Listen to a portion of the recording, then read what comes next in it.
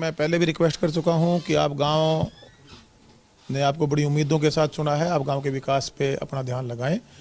और कुछ एक लोग हैं, मैं अब तो ये भी खुले तौर पे कहना चाहता हूं, उनके पर्सनल इंटरेस्ट हैं, गांव के विकास का उनका इंटरेस्ट कोई नहीं है। और वो लोग अपनी जेबें भरने के लिए एक माहौल क्रिएट कर रहे हैं और एक चंदा भी वसूली शुरू कर रखी है। हम ये करेंगे, हम आपकी लड़ाई लड़ेंगे। लड़ाई क्या है, मैं ये पूछना चाहता हूँ। पहली बात तो लड़ाई है ही नहीं। डेवलपमेंट के लिए, गुणवत्ता के लिए पैसे का एक हिसाब किताब हो, उसके लिए सरकार एक इसको ई टेंडरिंग पे ले आई। और विपक्ष भी आजकल इनका इस हमारे यहाँ कहते हैं ना, तवा ताता अपनी रोटी सेक लो। विपक्ष के साथी भी मैं देखता हूँ उसमें स्टेटमेंट देते हुए मिलते हैं। कुछ हमारे लोग भी उसमें बोल रहे हैं, अरे भाई उनको जाके इस काम को इम्प्लीमेंट करवाओ।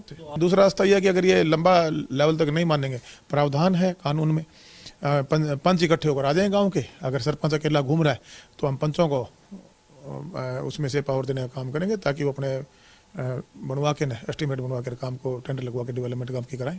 हमारे साथ ओम प्रकाश जी जुड़ चुके हैं, सरपंच हैं वो भी जसिया रोहतक के। ओम प्रकाश जी, कल भी हमने बात की थी इस मुद्दे पर और ये बात आ रही थी कि एक तरफ सरपंचों का विरोध हो रहा है कि इस ई टेंडरिंग के मुद्दे से, इस ई टेंडरिंग के नियम से, इस मामले से सरपंचों के हाथ बन जाएंगे। आपका क्या कहना है? लगातार विरोध प्रदर्शन हो रहे हैं, तो वहीं सरकार का कहना है कि हम पारदर्शिता के साथ काम कराना चाहते हैं।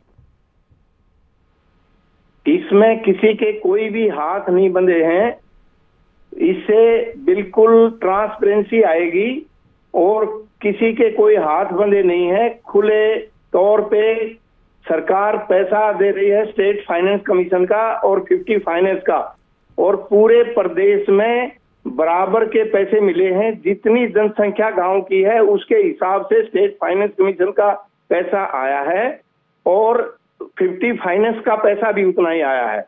ये विकास कार्यों के लिए सरकार ने हमारे को पैसा दिया है और विकास कार्य करवाएं। मैं सभी सरपंचों को इस बात के खुले मन से वो करता हूं, भाई सारे के सारे सरपंच अपनी अपनी स्टेट फाइनेंस कमीशन का और 50 फाइनेंस कमीशन का जो विकास कार्यों के लिए पैसा मिला है वो सभी भाई अपने गांव में विकास कार्यों के लिए लगवाएं। उनका ये कहना था, जो समेन रणवीर समेन है, कि ऐसा कुछ नियम नहीं है कि पंचों को पावर दे दी जाए।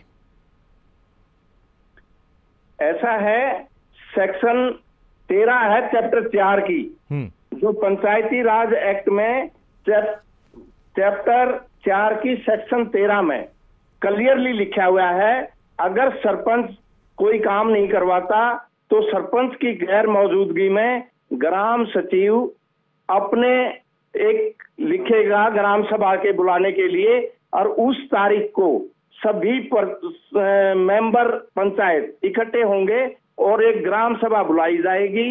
अगर सरपंच नहीं आता है उसकी गैर मौजूदगी में वो एक पंच को नॉमिनेट करेंगे और वो पंच रेजोल्यूशन पास करेगा और पूरे पंच उसके ऊपर साइन करेंगे। जो विकास कार्य ग्राम सभा में होंगे, पारित होंगे, उन ग्राम पंचायत वो पंच जो नॉमिनेट होगा वो आगे रेजोल्यूशन भेजेगा और उसमें वो प्रोसेस में डालेगा विकास कार्यों के लिए।